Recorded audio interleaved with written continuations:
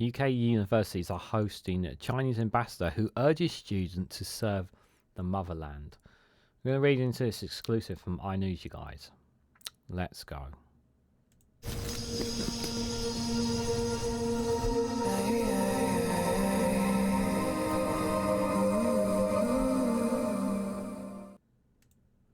Good morning, good afternoon, good evening, wherever you are in the world. This is Reganelite here with an exclusive from iNews with the headline of the UK universities are hosted Chinese ambassador who urges students to serve the motherland. Russell Group's university accused of allowing Chinese interference after welcoming a top official. Guys, while you're here, make sure you hit the like button and share this across social media so others are notified of this video. Now, is this a bit over the top from Russell Group's university? Is it over the top for any universities to have a Chinese ambassador, to have them come to a university and to talk about China and talk about things with regards to that? And telling them to serve the motherland is probably a bit of a question mark there. But are we taking? Is this a bit of a stretch from iNews here? Is this a bit of a stretch to say that Chinese ambassador should not be talking to our universities, or we shouldn't have someone from China having any part of this our universities or whatnot? Maybe it's just me. Maybe part of me does feel like with this headline, it does feel like a bit of a stretch. But at the same time, when you look at the counter argument of it, is that you're letting a Chinese ambassador inside a university could potentially manipulate students into serving China's interests rather than British interests potentially, which is one of the counter arguments that may be into doing this. So I'm kind of on a sit in the fence right now, whether or not I think it's justified or not justified. If the Chinese ambassador had said to the students to serve the motherland, then obviously I would be raising eyebrows without a shadow of a doubt. But it is a curious one, to say the least, guys. Let's have a little read, shall we? So, top British universities have been accused of allowing Chinese interference after hosting meetings with the Chinese ambassador, in which he told students to uphold the teachings of Xi Jinping and serve the motherland, the eye can reveal. Interesting. So, they've had more than one meeting with the Chinese ambassador, apparently, according to the eye. So China's ambassador to the UK, Zheng Xingyang, if I mispronounce the name, I sincerely apologise, met with leaders with a number of universities last year during a tour of British campuses, but details of the meetings were not published in the UK. Mr. Zhang, who was summoned to the Foreign Office on Monday to explain alleged wide-scale infiltration by the Chinese state, was hosted by the University of York, the University of Birmingham and the University of Leeds in summer 2023. That's alarm bells. I think if it was just like the coming to visit and the odd meeting here and there, but what they're saying is that China are here all the time. Its ambassador is here quite often and talking a lot with its campus leaders. Is this a bit too much? None of the universities appear to have shared any details of the event on their official website or UK social media, but they posted official reports of the meetings in their Chinese social media pages and allowed Chinese state media to film the events, the eye can reveal. Interesting. The eye has seen evidence that Chinese ambassador also toured a number of other UK universities on official trips over the past 2 years, details of which have been kept out of the British media. Again, another question mark. Why? It comes despite Oliver Dowden, the Deputy Prime Minister, stating in the House of Commons on Monday that the government have made efforts to protect British universities from influence by the Chinese Communist Party. Based on the information here, I'm having a hard time believing that. Arif Ahmed, the government's free speech tsar, also announced on Tuesday that universities in England could be told to axe arrangements with foreign countries, such as China, if free speech and academic freedom is undermined. But the eye can reveal during the visits to the universities of York and Birmingham last summer, the Chinese ambassador met with Chinese students and called on them to serve China and keep in mind President Xi's teachings.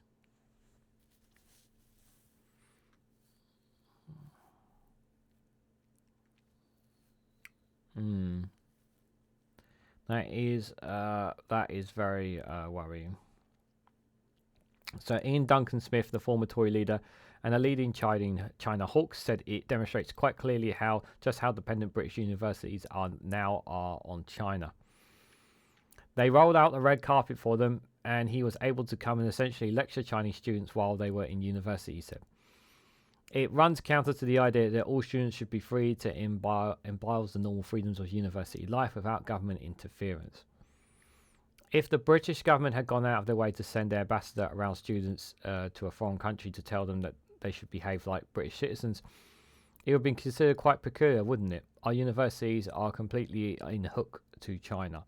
I don't know if they've been completely in hook to China, but I can certainly understand the worry here.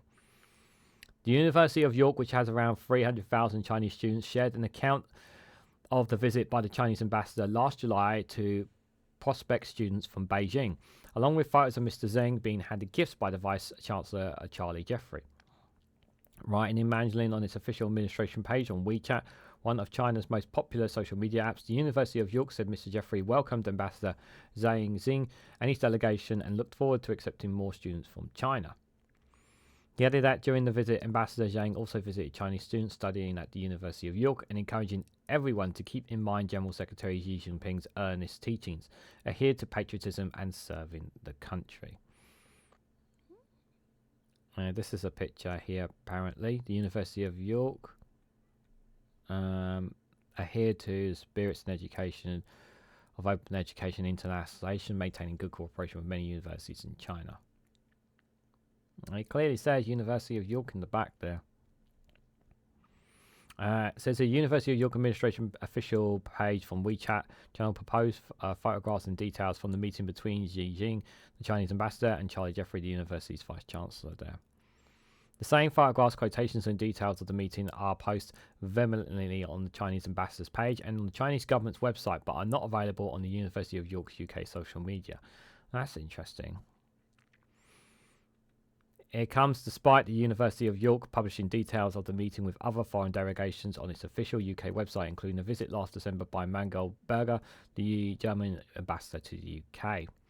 Spokesperson for the University of York said the university hosts visits from international dignitaries on a regular basis, as you would expect from an institution which has research and teaching collaborations in 51 countries from students from 150 countries. The government is under growing pressure from senior MPs to officially designate China a threat amid mounting concerns that the country poses serious national security concerns in the UK. MPs and peers on Parliamentary Intelligence and Security Committee, the ISC, reported last year that China had been actively sought to monitor and control Chinese students' behaviour through a network of more than 90 Chinese students and scholars associations in UK universities, partly funded by the Chinese embassy. The University of Birmingham, which currently has almost 7,000 Chinese students, also hosted the Chinese ambassador last summer, where he was allowed to meet the Chinese students enrolled at that university.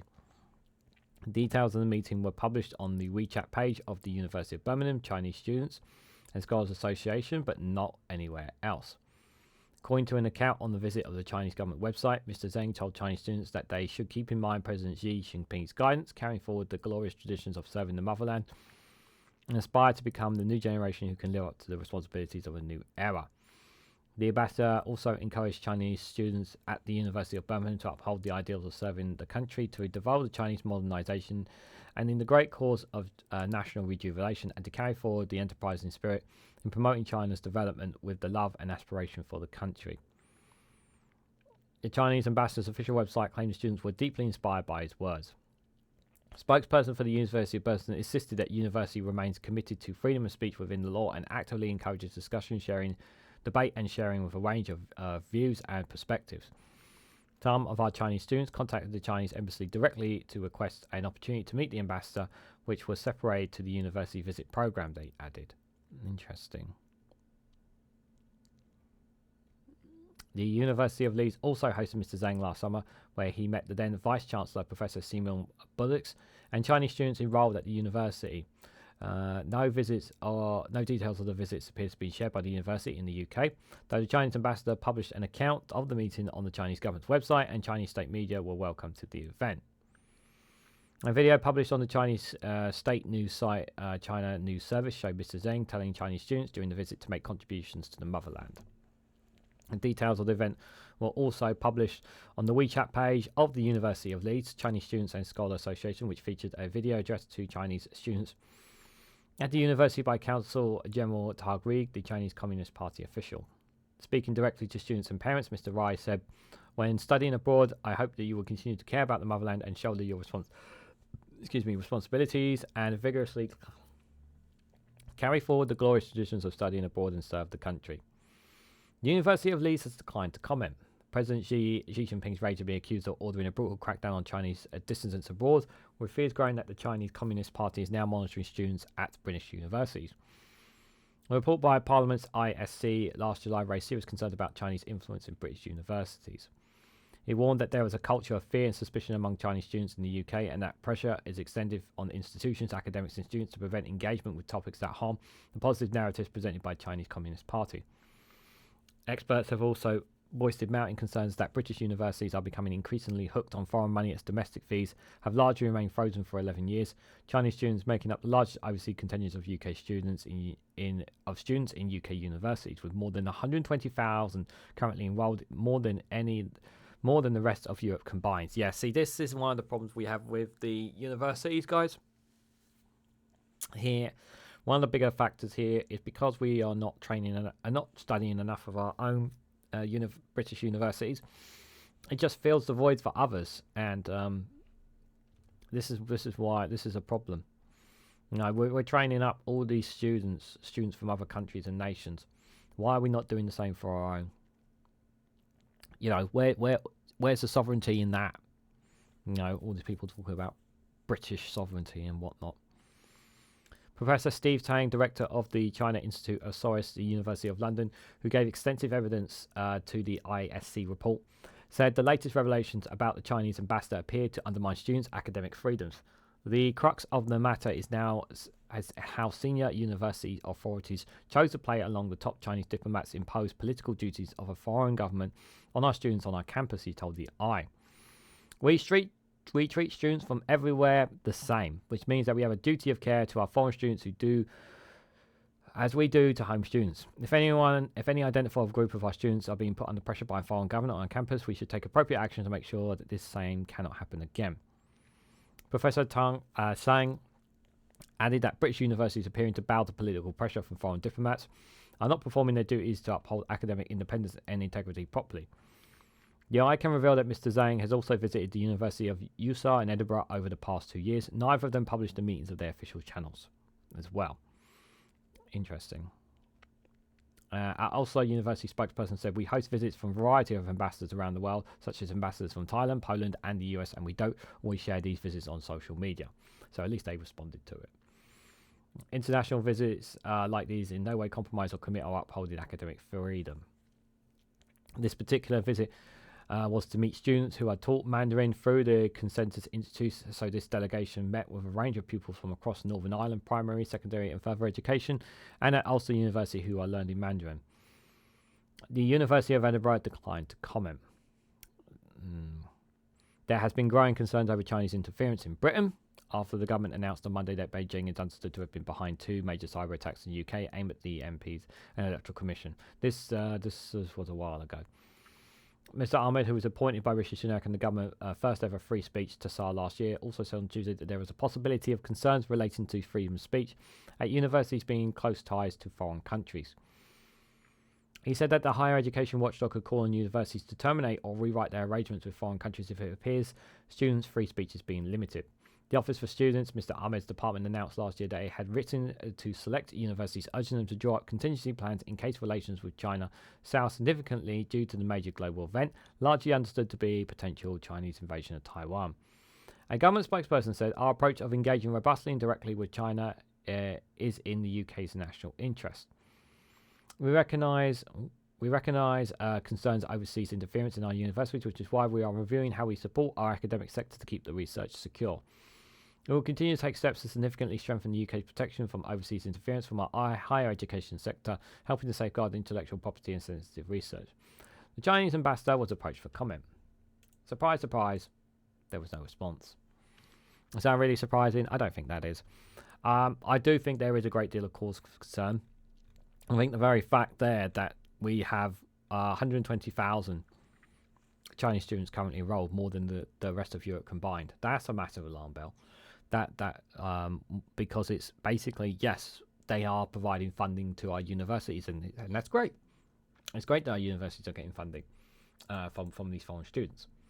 But is that really what we want? Is that really the way that we want it? Do we not want to push and emphasize more on British students?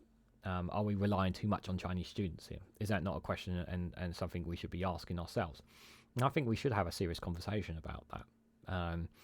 I do think we need to have more of a conversation with regarding to how many foreign students we are allowing in our universities, and what are we doing to ensure that more British students are going to British universities, and are we giving them a fair track to get there? As of right now, considering the situation that the UK is in with regards to cost of living crisis, and whatnot, the answer is no. Many students are just and the cost for them to go to British to these universities is just too much for them as well. So we need to make it easier for them, and we need to make it easier, make it even cheaper for them, as opposed to foreign students. I think that's something we need to look into. To make it more easier to do them. And whether or not Chinese students are actually being influenced by the Chinese government in our British universities, I do think the fact that ambassadors have come, that the Chinese ambassadors visited many of them, does leave a little pause for concern. Because I thought it was just a few, but no, it's a lot more visits. And now some of the universities, and I do ask the question that if it's being shown by the Chinese state government, if it's being shown by their apps and whatnot, why are the universities not keen to promote this themselves? I think that's a good question.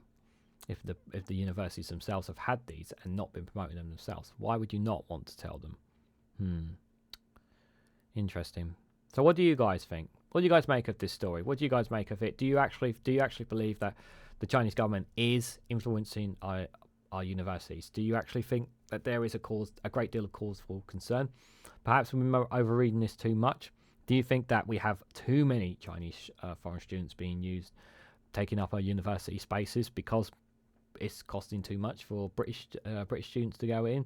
Let me know your thoughts and more about all of this in the comment section down below. If you found this video informative, please hit the like button, we greatly appreciate it. Share this across social media so others are notified of this video, and subscribe because it really does help support the channel. And if you want to go one step further, financially support me in the work I do here, you can do so by becoming a YouTube member for as little as 99p, or join me on Rumble or Patreon for exclusive content there as well. So thank you all so much for watching, and I hope to catch you all very soon.